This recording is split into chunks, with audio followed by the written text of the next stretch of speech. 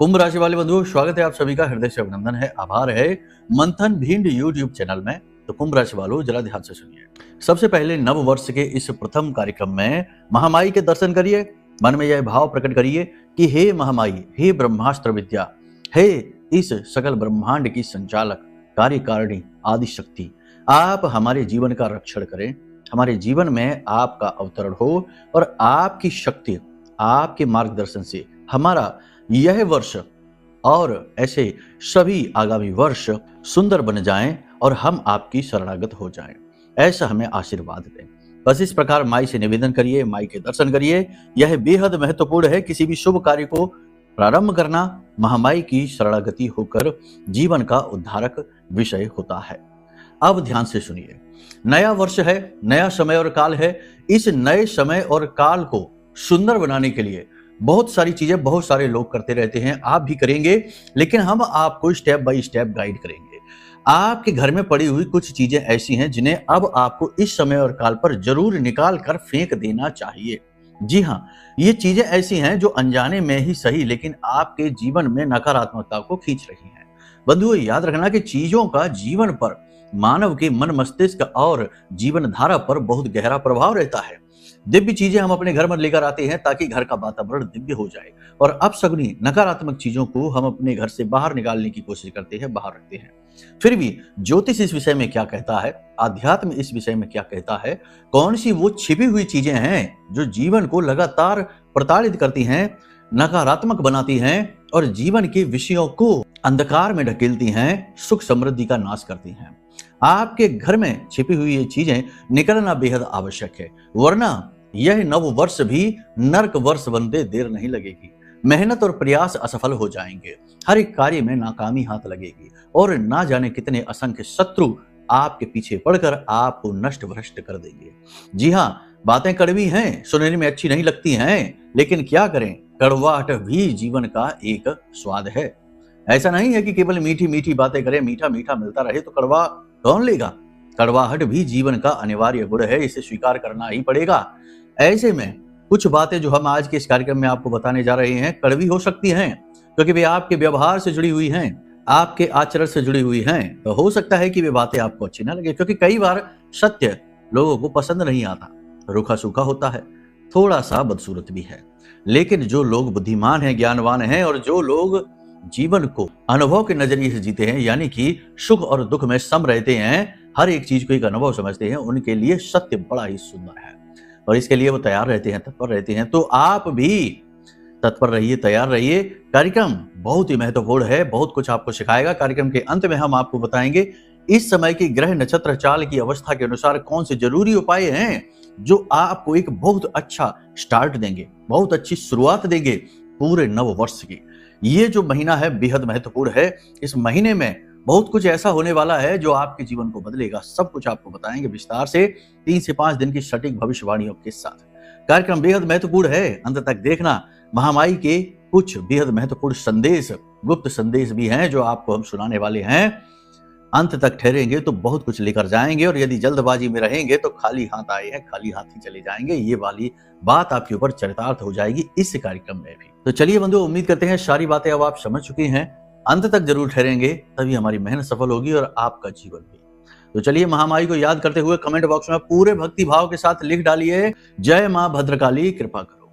महामाई निश्चित तौर पर आपके ऊपर कृपा करेंगी और अब यह वर्ष आपका स्वर्णिम वर्ष होने जा रहा है। इसी के साथ साथ बंधुओं, हम आपको एक विशेष सूचना भी दे दें कि 19 तारीख से गुप्त नवरात्रि यानी कि शक्ति का पर्व प्रारंभ हो रहा है। 9 दिनों तक शक्ति का अवतरण होगा इस मृत्यु लोक में, और साधकों के लिए यह स्वर्णिम समय होता है। हम जैसे तुच्छ साधकों के लिए यह किसी मेले से कम नहीं होता जहां महामाई की कृपा लुट रही होती है। तो ऐसे विशेष पर्व, समय और काल पर हम महाअनुष्ठान हमेशा करते हैं, हर नवरात्रि पर करते हैं, लेकिन गुप्त नवरात्रि की बात ही अलग है। ये शैव नवरात्रि होती हैं, तंत्र मंत्र के लिए होती हैं, पॉजिटिव एनर्जी को बढ़ाने के लिए होती हैं। तो एक बड़ा ही विशेष महाअनुष्ठान हम करने जा रहे हैं, वर्ष की शानदार शुरुआत करने जा रहे हैं। आप सभी के लिए, सकुशलता के लिए, आप सबके सौभाग्य के लिए यह अनुष्ठान हो रहा है। यदि आप इसमें भाग लेना चाहते हैं तो नंबर वीडियो में है, इन नंबरों पे फोन करिए, सारी जानकारी आपको प्राप्त हो जाएगी। कैसे भाग लेंगे, क्या विधि रहेगी और भाग लेने के बाद आपको क्या करना रहेगा, कुछ विशेष क्रियाएं आपको भी हम बताएंगे, गाइड करेंगे और फिर इसका प्रसाद आपके पास पहुंचेगा जो महामाई की कृपा के साथ जाएगा, विशेष सामग्रियों के साथ। तो ये महाअनुष्ठान बड़ा ही खास है। यह आपके जीवन में भी कई प्रकार की नकारात्मकता को हटाकर देवी का अवतरण करवा सकता है। तो सूचना अधिक और विशेष जानने के लिए नंबर पर फोन कर लेना, ठीक है। चलिए बंधुओं, अब अपने मूल विषय को शुरू करते हैं। बात करते हैं 5 बड़ी भविष्यवाणियों की, लेकिन इससे पहले महामाई के प्रति यदि भाव गहरा है तो ये लिखने ना भूलना कि मैं भी माई के परिवार का हिस्सा हूं। सौभाग्य की बात है कि जीवन में सुख आए, दुख आए, कष्ट आए, परेशानी आए, ये तो आते ही रहेंगे, ये नहीं रुकने वाले हैं। स्वयं भगवान ने भी जब इस मृत्यु लोक में अवतार लिया तो उनके जीवन में भी यही दशा और दिशा रही, उनकी यही व्यथा रही, कष्ट उनके भी जीवन में कम नहीं थे। लेकिन बस निवेदन एक ही होना चाहिए कि अर्जुन की भांति एक ही बात है जो भगवान से कहिए, मांगिए कि हे महामाई, हे परम ब्रह्म, जिसमें भी आपकी आस्था और विश्वास है, हे हनुमान जी, हे भोलेनाथ, हे माँ काली, आपका साथ बस न छूटे। अगर आप साथ हैं तो हर चीज से लड़ लेंगे, हर चीज से जूझ लेंगे और हर समस्या से बाहर निकल ही आएंगे, क्योंकि आपका हाथ हमारे सिर पर है। बस ये भाव बनाकर रखिए, महामाई से जुड़े रहिए, ब्रह्म से जुड़े रहिए, अपने आराध्य, अपने इष्ट से जुड़े रहिए, उद्धार हो जाएगा 100%। कष्ट तो आएंगे लेकिन कष्ट से निकलने का मार्ग भी साथ में लेकर आएंगे। यही तो दिव्य कृपा का सबसे खूबसूरत हिस्सा होता है, जहां देवी देवता आपको ऐसे सहारा देते हैं जैसे कि आपको कुछ महसूस ही नहीं होता। कब कष्ट आए आपको छूकर चले गए, दरवाजे से ही वापस लौट गए। बड़ा ही सुंदर भाव होता है ये। देखो, भक्त इस भाव में हर वक्त डूबा रहता है।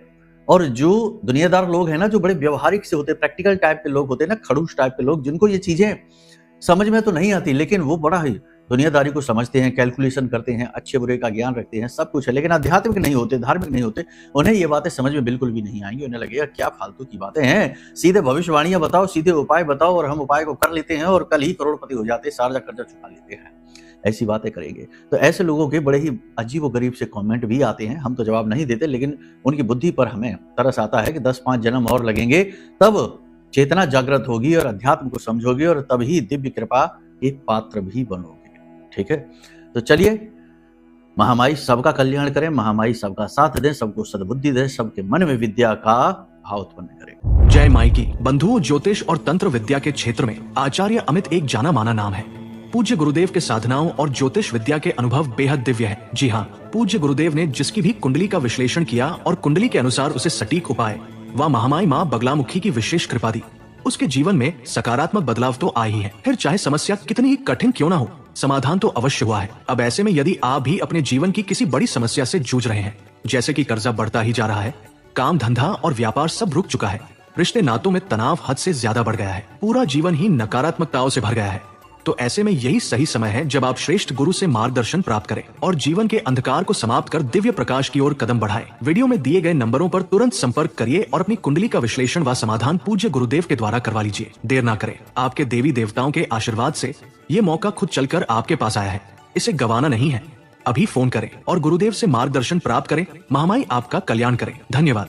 बात करते हैं सटीक भविष्यवाणियों की। सबसे बड़ी बात यह है कि मन में नए संकल्प हैं, मन में नए विचार हैं, कुछ नया कार्य करने चाहते हैं, बहुत सारे विचार मन में आएंगे, बहुत सारी चीजें, बहुत सारे थॉट्स मन में चलेंगे, तमाम तरीके के विचार आएंगे, कंफ्यूजन क्रिएट करेंगे। देखो, जहां अधिकता होती है अतिशयोक्ति सर्वथा वर्जते। किसी भी चीज की अधिकता खराब हो जाती है, चाहे विचारों की ही हो, चाहे अच्छाई की हो, चाहे बुराई की हो, हर चीज की अधिकता खराब होने लगती है। तो इसीलिए भगवान श्री कृष्णमयी जीवन को जिए। भगवान श्री कृष्ण ने जो पाठ पढ़ाए हैं कि थोड़ी सी मिलावट करेंगे तो स्वर्ण से आभूषण बनेगा, सुंदरता दिखेगी। कहने का मतलब यह है कि चालाकी को अपनाएंगे, विचारों को, भीड़ को हटाएंगे और जो जरूरी विचार हैं केवल उन पर ही विचार करेंगे। यानी कि जिन विषयों पर आप कुछ कर सकते हैं उन्हीं विषयों पर विचार मंथन करिए, फालतू की चीजों को दिमाग से निकाल दीजिए और दुनियादारी के बारे में सोचना छोड़ दीजिए। कोई कुछ नहीं कहने वाला, ना कोई आपको देख रहा है, ना किसी को इतनी पड़ी है कि जो आपके जीवन का लेखा जोखा रखे। आप यूं ही सोच सोचकर परेशान होते रहते हैं। कहने का मतलब यह है कि अनाप शनाप उल्टे सीधे विचारों को नियंत्रित करने की कोशिश करिए। मन भ्रमित होने वाला है, तमाम तरीके के विचारों की वजह से मन में कंफ्यूजन का भाव होगा, कार्यशैली इससे प्रभावित हो जाएगी, कार्यस्थल पर आपके काम की क्वालिटी खराब होगी, शरीर सुस्त हो जाएगा और मन आपका काम में लगेगा नहीं, जिसकी वजह से उच्च अधिकारियों की आपको डांट पड़ सकती है। इस समय और काल पर सक्रियता की बहुत अधिक आवश्यकता है, लेकिन आपके मन में, आपके शरीर में निष्क्रियता का भाव उत्पन्न होगा, क्योंकि मन में कहीं ना कहीं नकारात्मकता का भाव है, कहीं ना कहीं नेगेटिविटी का भाव है, और यह नेगेटिविटी का भाव आपके जीवन में अक्रियता को लेकर आएगा, यानी सक्रियता की कमी को। इस समय और काल पर, यानी अगले 3 से 5 दिनों में आपको अपने घर के बड़े बुजुर्गों का ख्याल रखना होगा। सेहत उनकी खराब हो सकती है, स्वास्थ्य उनका खराब हो सकता है, अचानक से हॉस्पिटल तक जाने की भी नौबत आ सकती है, तो थोड़ा सा अलर्ट रहने की आवश्यकता है। उनकी सेहत का ख्याल रखिए, घर के बड़े बुजुर्गों के साथ समय बिताइए, थोड़ा सा उन पर ध्यान दीजिए और अपनी बातें उनसे कहिए और उनके ज्ञान का सहारा लीजिए, अनुभव का सहारा लीजिए। इस समय और काल पर आपका कोई कीमती सामान चोरी हो सकता है, खो सकता है, या फिर मशीनी उपकरण आदि आपके खराब हो सकते हैं। यदि आपका काम मशीनों से ही जुड़ा हुआ है, यानी कोई फैक्ट्री है, कोई ऐसा काम है जिसमें कि आप मशीनों का बहुत अधिक प्रयोग करते हैं, तो मशीनें बार बार खराब होंगी। कुछ पुरानी मशीनें बदलने का भी आप सोच रहे हैं, तो अब आप ऐसा करेंगे, यानी पैसा इन्वेस्ट आप करेंगे। लोन यदि आप कहीं से चाह रहे थे, तो इस नए समय और काल में, नव वर्ष में आपको लोन आसानी से मिल जाएगा। लेकिन जो पैसा आपके पास आए, उस पैसे को आप जिस काम के लिए ले रहे हैं उसी काम पर खर्च करें तो ज्यादा बेहतर रहेगा। ऑनलाइन जो व्यक्ति काम करते हैं उन्हें अपने काम में तरक्की मिलेगी। ऑनलाइन जैसे कि आईटी सेक्टर से जुड़े हुए लोग हैं, जो सोशल मीडिया से जुड़े हुए लोग हैं, जो ऑनलाइन बिजनेसेस करते हैं, उन्हें अपने काम में तरक्की मिलती दिखाई देगी, उनका मन प्रसन्न रहेगा। प्रेम संबंधों में थोड़ी बहुत खटास का भाव रहेगा। याद रखना कि इस समय बुध और शुक्र एक साथ बैठे हुए हैं। बुध और शुक्र एक साथ बैठते हैं तो प्रेम में कुतर्क शुरू हो जाते हैं, तर्क वितर्क शुरू हो जाते हैं, विवाद शुरू हो जाते हैं, बहसबाजियां शुरू हो जाती हैं। और ऐसे में तो मंगल और सूर्य भी साथ बैठे हैं, तो गर्मा गर्मी भी बड़ी जल्दी हो जाएगी। तो प्रेम संबंधों में खटास, जीवन साथी से भी कहीं ना कहीं थोड़ा बहुत मतभेद सा दिखाई देगा, लेकिन यहाँ पर आपको बड़ी समझदारी से काम लेना होगा, अपने ऊपर विश्वास रखना होगा और अपने जीवन साथी पर, अपने प्रेमी पर भी आपको विश्वास रखना होगा। किसी प्रकार की नेगेटिविटी को आपसी रिश्ते में जगह आप ना लेने दें। बड़े विद्यार्थियों को अपने भविष्य को लेकर चिंताएं दिखाई देंगी। करियर के प्रति थोड़ी निराशा और थोड़ा सा उदासीन भाव भी दिखाई देगा। परिवार में इनके प्रति नकारात्मक वातावरण इन्हें दिखाई देगा, हालांकि ऐसा होगा नहीं, बस परिवार के प्रति थोड़े से उदासीन, थोड़े से नकारात्मक होते दिखाई देंगे। आर्थिक तंगी से भी जूझेंगे। किसी बात को लेकर अपने मित्र यारों के साथ में झगड़ा भी हो सकता है। प्रेम संबंधों आदि में पढ़कर ये डिस्ट्रैक्ट भी हो सकते हैं अपने करियर से, अपने भविष्य से, अपने काम से इनका ध्यान हट सकता है, स्टडी से ध्यान हट सकता है। छोटे विद्यार्थी जो होंगे वो इस समय बीमार हो सकते हैं, स्वास्थ्य को लेकर परेशानियां हो सकती हैं। इनका मन पढ़ाई में तो लगेगा, लेकिन अचानक से मन पढ़ाई से हटेगा भी। खेल कूद, मोबाइल और ऐप में और गेम्स में ये अपना समय खराब कर सकते हैं। स्कूल से, कोचिंग से इनकी शिकायतें आ सकती हैं, तो थोड़ा घर की तरफ से यानी माता पिता से इन्हें डांट भी मिल सकती है। तो थोड़ा सा बच्चों पर, जो इस समय और काल पर हैं, विद्यार्थी हैं, छोटी उम्र के हैं, उन पर ध्यान देने की आवश्यकता है। कार्यस्थल में किसी विशेष प्रकार का आप परिवर्तन कर सकते हैं। यदि कोई व्यवसाय करते हैं तो अपने ऑफिस, अपनी दुकान, अपने फर्नीचर आदि में कोई कंस्ट्रक्शन या फिर कोई रिनोवेशन का काम आप कर सकते हैं, परिवर्तन कर सकते हैं। नौकरी है तो आप नौकरी बदलने के बारे में सोच रहे होंगे, अभी ना बदलें, 14 तारीख के बाद बदलें। अभी फिलहाल प्लानिंग रखें, सोचते रहें, नए अवसरों को तलाश करते रहें। 14 जनवरी के बाद परिवर्तन का समय आएगा, नौकरी अच्छी आपकी लगेगी और आप जो परिवर्तन करेंगे वह सकारात्मक हो जाएगा। आपका फोकस अपने काम से बार बार हटेगा, इधर उधर की बातों पर और जीवन की समस्याओं पर आपका ध्यान बार बार जाएगा, जिसकी वजह से आपके काम की क्वालिटी खराब होगी। हमने जैसा कि कहा आपको कि आप उन बातों को सोचेंगे जिनको सोचने की आवश्यकता ही नहीं है, यानी अनाप शनाप विचार आपके मन में आते रहेंगे। जो लोग विदेश जाना चाहते हैं उन्हें अभी इंतजार करना होगा। विदेश गमन संभव नहीं है, कहीं ना कहीं कोई ना कोई अड़चन आती रहेगी। रुपए पैसे की तंगी या फिर पेपर वर्क में खराबी की वजह से विदेश गमन रुक जाएगा। जो लोग विदेश से काम करते हैं, एक्सपोर्ट इंपोर्ट का काम करते हैं या किसी भी प्रकार का विदेश से काम करते हैं, उनके काम में थोड़ी बहुत ही गति रहेगी, लेकिन अड़चनें, रुकावटें रहेंगी। काम रुकेगा नहीं, काम चलता रहेगा। विदेश से आपका कोई काम यदि अटका है, यानी आप कोई ऐसा काम जो विदेश में आप चाहते हैं कि हो जाए आपका, वो काम अभी हो नहीं पाएगा। 14 तारीख के बाद हो सकता है, अभी नहीं होगा। सरकार की तरफ से जो मिल रही सुविधाएं हैं उनमें रुकावटें आएंगी। सरकार की तरफ से किसी प्रकार के विवाद या फिर नकारात्मक वातावरण में आप फंस सकते हैं। कोई विवादित स्थिति यदि चल रही है, कोई विवाद चल रहा है, तो वह ज्यों का त्यों बना रहेगा। उलझने दिमाग में बनती रहेंगी, परेशानियां बनती रहेंगी। यानी कहने का मतलब यह है कि संघर्ष कम नहीं होने वाला है, परेशानियां कम नहीं होने वाली है, स्ट्रगल तो जो का त्यों रहेगा। बस आपको अपने मन को स्थिर रखना होगा। अपने कोई भी योजना को, भविष्य की किसी भी योजना को, किसी भी बात को इतनी जल्दी उजागर ना करें, समय आने पर करें। समय आने पर लोगों को अपने आप ही पता लग जाएगा। बहुत ही जल्दी आप कोई वाहन, कोई भूमि आदि खरीदने वाले हैं, पहले से इसके बारे में बखान ना करें लोगों से, समय आने पर अपने आप ही पता लगेगा। आप इस जनवरी के महीने में और आने वाले बड़े ही नजदीकी समय और काल में कोई नया वाहन खरीद सकते हैं, प्रॉपर्टी आदि भी आप खरीद सकते हैं, चर्चाएं भी चलाएं। इस वर्ष आपका वर्चस्व बढ़ेगा, ये बात निश्चित है। आपके जीवन में सकारात्मक बदलाव आएंगे, पुरानी समस्याओं से बाहर निकल ही जाएंगे आप, निकलने के मार्ग भी मिलेंगे और निकल भी जाएंगे। मन में किसी भी प्रकार का प्रलोभन, किसी भी प्रकार का लालच ना रखें, किसी भी चीज के प्रति बड़ी जल्दी प्रभावित ना हो जाएं किसी से, और ना ही आकर्षित हो, और ना ही प्रभाव में आकर किसी भी व्यक्ति के कोई भी फैसला लें। फैसला अपने स्वविवेक से ही लें। जरूरत से ज्यादा स्पष्टवादी होने की वजह से रिश्तों में खटास होती दिखाई देगी। स्ट्रेट फॉरवर्ड ज्यादा नहीं होना है, बिना मतलब में लोगों को सलाह नहीं देनी है। जब तक कोई मांगे ना तब तक सलाह ना दें, वरना यही होगा कि अच्छे का नतीजा भी बुरा निकलेगा।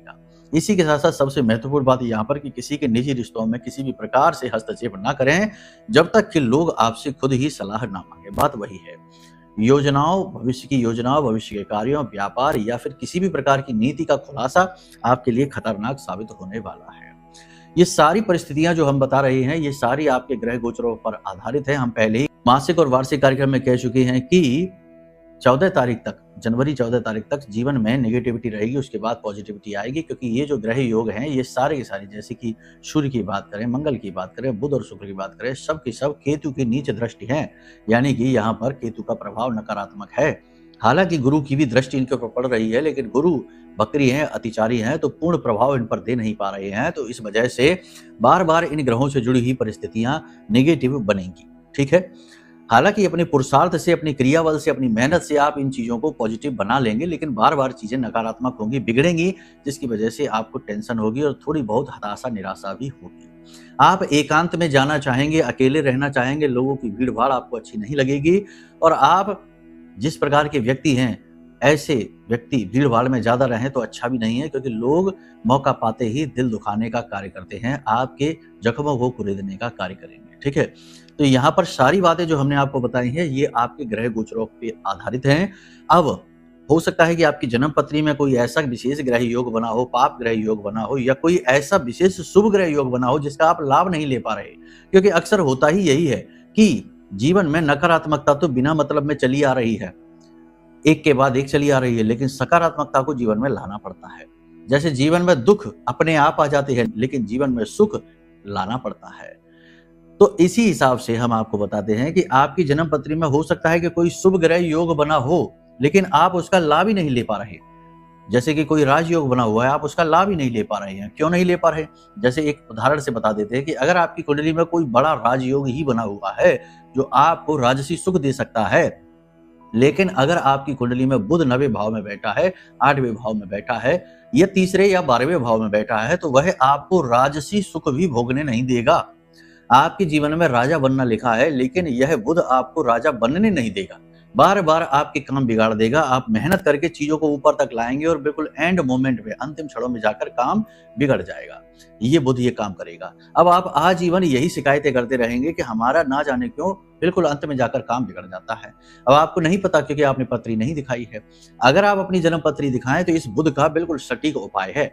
हर भाव का एक सटीक उपाय है, तीसरे का, 8वें का, 9वें का, 12वें का, सबका एक सटीक उपाय है। ऐसे ही कई बाधा योग होते हैं कुंडली में, जो कि एक बाधक की तरह कार्य करते रहते हैं, यानी हर प्रयास, हर कोशिश को असफल करते हैं और कुंडली के शुभ योगों को भी जीवन में आने नहीं देते हैं।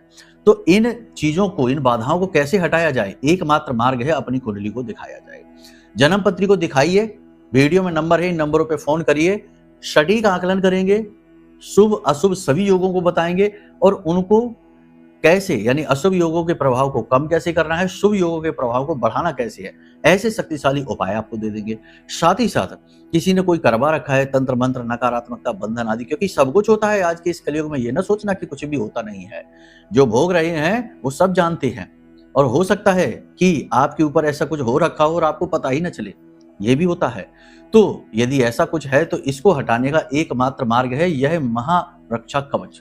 यह महारक्षा कवच बहुत ही शक्तिशाली है। अब कुंडली में कोई पाप ग्रह योग बन गया, आपने उस योग को हटाने का उपाय भी कर लिया, तब भी जीवन में सुख नहीं आ रहा, तब भी बाधा दूर नहीं हो रही, क्योंकि उस पाप ग्रह योग ने लंबे समय में बहुत सारी निगेटिविटी को अट्रैक्ट कर लिया है, बहुत सारे अनजाने बंधन लगा दिए आपके ऊपर। अब वे बंधन कैसे कटेंगे? उपाय करने से तो नहीं कटने वाले। तो उसके लिए यह महारक्षा कवच महामाई का ब्रह्मास्त्र विद्या माँ बगलामुखी हमारी आराध्य देवी, हमारी माँ है, इनके सबसे शक्तिशाली मंत्र से जागृत किया है, अभिमंत्रित किया है।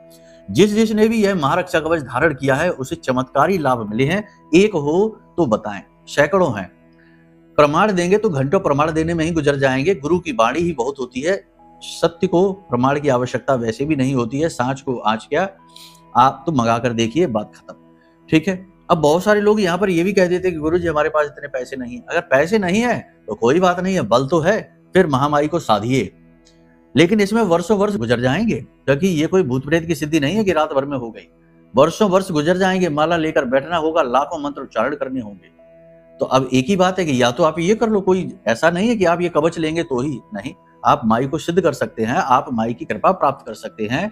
जैसे चाहे वैसे महामाई आपकी सहायता करेंगी, धन दौलत देंगी, दुखों से मुक्त करेंगी, शत्रुओं का नाश करेंगी, सब कुछ। लेकिन उसके लिए वर्षों वर्ष की साधना चाहिए, लाखों मंत्रों का उच्चारण चाहिए और कंसिस्टेंट, एक भी दिन खंडित नहीं होनी चाहिए साधना।